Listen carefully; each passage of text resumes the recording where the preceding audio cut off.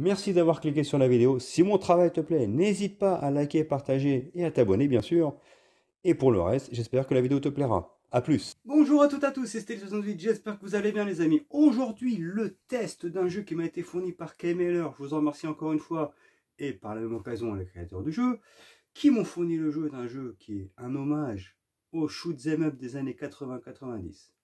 C'est juste un kiff, je vous le dis tout de suite, j'espère que ça vous plaira. C'est un jeu pour moi qui parlera plus aux vieux de la vieille comme moi, cette génération qui a joué à des jeux comme Thunder Force, R-Type en l'occurrence, Axel sur Super NES.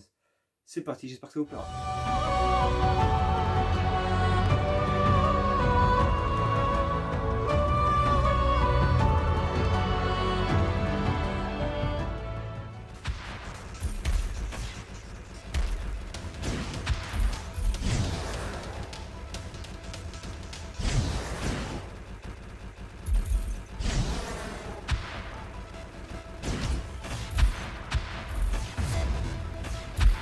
Alors les amis, ce Astroflame Starfighter, mais quel kiff!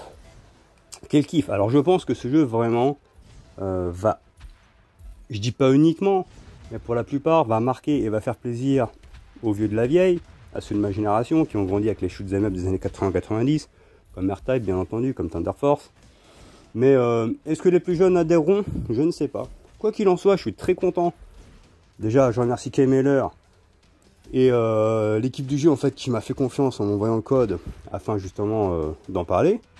Et ben je vous le dis tout de suite, ça a été un grand coup de cœur, un superbe jeu. Je suis revenu vraiment des années en arrière, dans les années 80-90, lorsque c'était vraiment comme à l'époque des beat'em all, c'était la période dorée en fait de ce genre de jeu.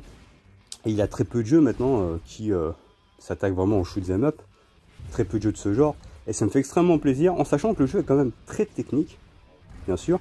Une difficulté à l'ancienne qui n'est pas pour me déplaire. Donc c'est un jeu quand même qui, comment dirais-je, nous donnera une progression par l'échec. C'est-à-dire que le jeu est difficile. C'est pour ça, c'est pas comme les jeux de maintenant où tu as plusieurs vies. Non, c'est tu as une barre de vie. En général, en 2-3 coups, en fait, c'est fini. Et quand tu meurs, tu recommences le niveau en entier. Alors il y a 15 niveaux. Donc 15 niveaux égale 15 boss, bien entendu. Donc une fois que tu as passé tout niveau compliqué avec les nombreux ennemis qui essaient de t'avoir et que tu arrives au boss, eh ben il faut réussir à battre le boss. Parce que si tu bats pas le boss, tu recommences tout niveau. Tout simplement. De plus, il y a tellement d'éléments à l'écran. Est-ce que c'est parce que maintenant je suis vieux, je vois pas tout? Mais il y a des moments où tu sais plus où est ton vaisseau parce qu'il y a tellement de choses qui arrivent à l'écran. Mais c'est vraiment, ça me fait penser à l'époque où il fallait vraiment avoir des réflexes surhumains, il fallait réussir à vraiment doigter le gameplay.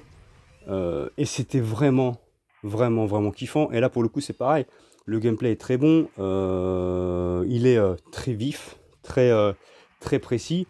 Et en fait c'est en fonction de notre manière de jouer, si on a les réflexes pour esquiver des balles, des missiles, si au bon moment on arrive à placer tel ou tel comment dirais-je, coup spécial pour réussir justement à avoir l'adversaire.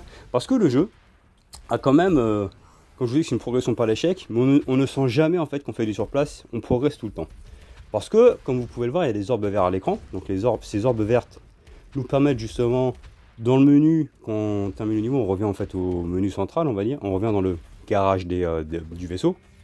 Ce qui nous permet d'upgrader en fait notre vaisseau. On peut améliorer par exemple la portée de ses tirs, la puissance de ses tirs, le bouclier. On peut avoir des drones supplémentaires, avoir des coups supplémentaires comme une sorte de bombe, comme des missiles téléguidés. Et plus on avance, plus en fait, c'est comme un arbre de compétences, en fait on achète des munitions, on personnalise notre vaisseau. Et je trouve que c'est bien parce que la difficulté va crescendo. Donc, plus tu avances, plus les niveaux sont compliqués, plus tu dis par moment, bah, je vais faire 2-3 parties vu que c'est tellement compliqué pour essayer de faire monter mon niveau de puissance. Et là, j'arriverai peut-être à passer le niveau. Mais franchement, c'est un kiff total, je vous dis, c'est vraiment le sentiment et la puissance qu'il avait dans les années 80-90. On ressent ce genre de plaisir. Et c'est un jeu vraiment qui m'a fait kiffer. Techniquement parlant, il est très joli. Voilà, il y a une belle palette de couleurs. Ça en met plein les yeux, ça en jette plein les yeux. Il y a plein d'effets de particules. Et franchement, la fluidité est au rendez-vous. Il n'y a aucun ralentissement. Le gameplay est aux petits oignons. La musique, même si on a pas beaucoup, je crois qu'il y en a eu 2 ou 3 à tout casser, qui revient sans cesse. Mais en fait, c'est pas gênant. Ça colle à l'ambiance du jeu. Le jeu a une vraie difficulté, une vraie marge de progression.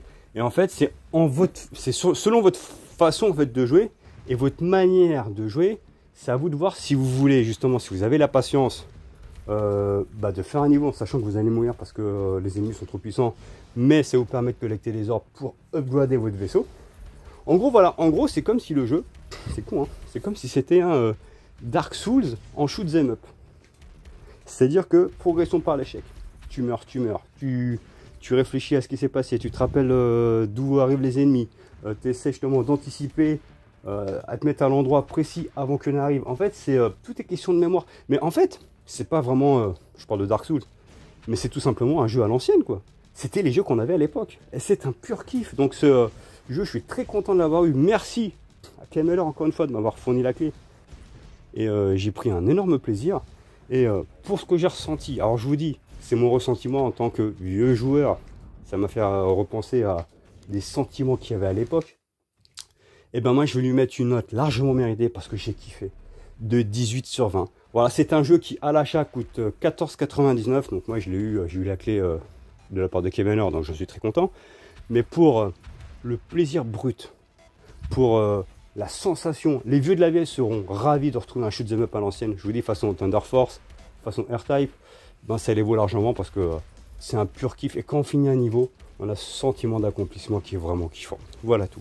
Donc 18 sur 20, c'est largement mérité. J'espère que ça vous a plu les amis. Likez, partagez, abonnez-vous.